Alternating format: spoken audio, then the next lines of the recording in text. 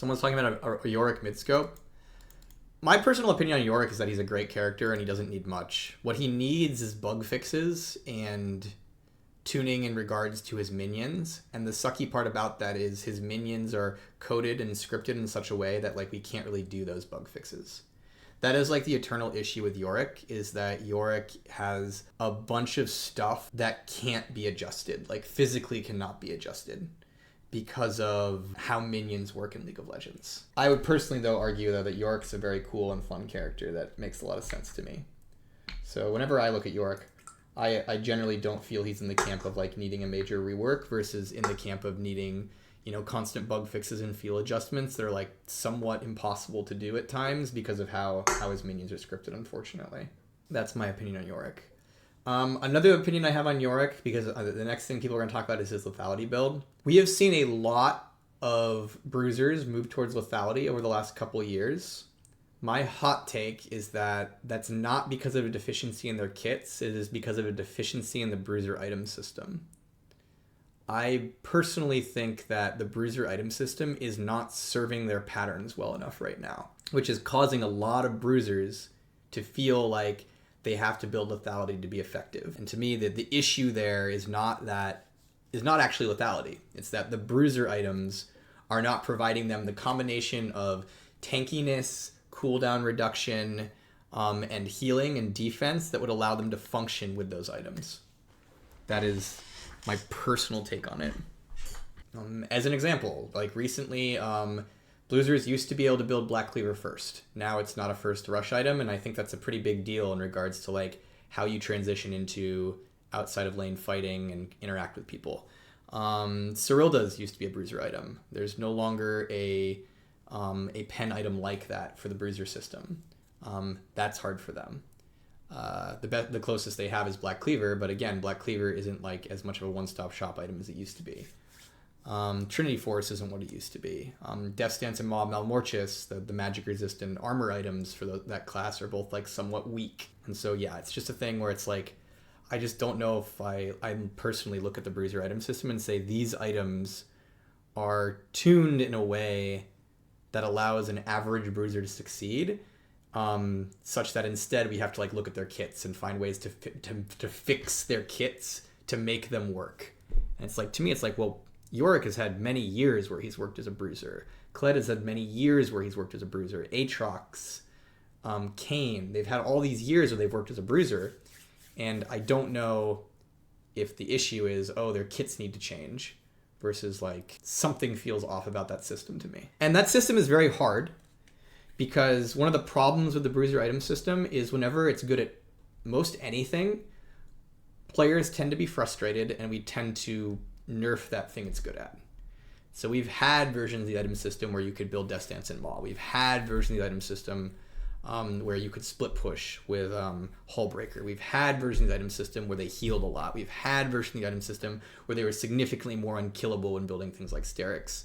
Every single iteration, though, tends to get nerfed until that thing that makes them functional is no longer able to doing it, and then the cycle continues. And so there's this complex balance problem in the bruiser item system where when bruisers are truly viable at being bruisers, we tend to nerf the items until that's not the case, and then we tend to need to find something else that makes them viable at being bruisers, is kind of my take at it. And when I say viable, I mean like as a class, right? Like, of course there's bruisers that are viable right now. There's really strong bruisers at the moment. But as a class, I think sometimes the item system might just not support the class as a whole. Why was Ravenous Hunter removed? As an AP assassin mid player, I miss it. And Corruption Potions, why Corruption Potion? Well, Corrupting Potion got removed because we don't like it. Like, basically, we nerfed Corrupting Potion to being useless. And then players were like, this is useless, you should buff this. And we were like, well, we don't want to. And so we removed it. Specifically what I mean by that is like, we didn't like what Corrupting Potion did to the game. And so instead of keeping it, we removed it. We just didn't think like it should be a viable strategy to take a potion that gives you lots of health and mana and like that be something you can win your lane with. We thought that was incorrect to offer as a viable strategy, so we removed it. Ravenous Hunter, the spicy take on Ravenous Hunter is like, I personally liked Ravenous Hunter, personally. This doesn't mean everybody agrees with this. I liked Ravenous Hunter. I thought it was good. I think it was like actually pretty reasonable to have in the rune system some small amount of sustain for mages. Ravenous Hunter needed to be removed because we changed it to Omnivamp. And Omnivamp was OP on AD carries for sustain, especially when combined with the other rune Bloodline. And so when we did this SRI update, the mythic item update, and we changed all the things, we were faced with a massive influx of too much sustain for a variety of reasons. The runes gave too much sustain because you could combine Ravenous Hunter with Bloodline. All the mythic items gave sustain. We buffed Grievous Wounds, which counterintuitively meant sustain was stronger. And you're like, what are you talking about? That doesn't make any sense. If Grievous Wounds is omnipresent and higher percent, it means that sustain has to be stronger to account for it. And so there's this whole thing. But basically, the end result of like a lot of the mythic item system was there was too much sustain.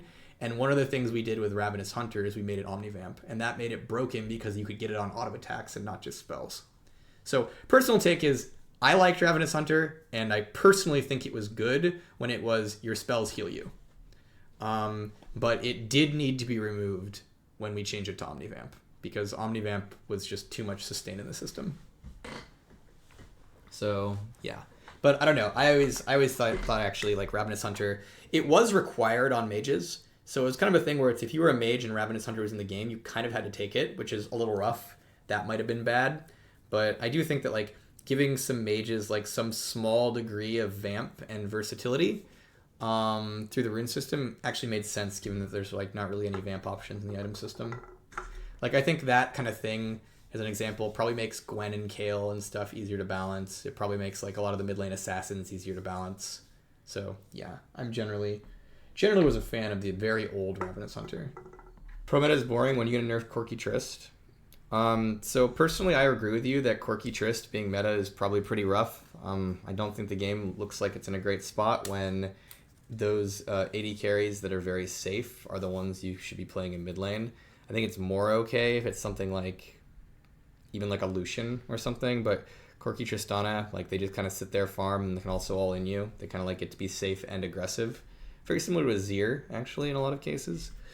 Except Azir can do that. Has to do it at level 6 instead of level 3. Generally just agree that I don't know if Corki Trist is optimal for the game.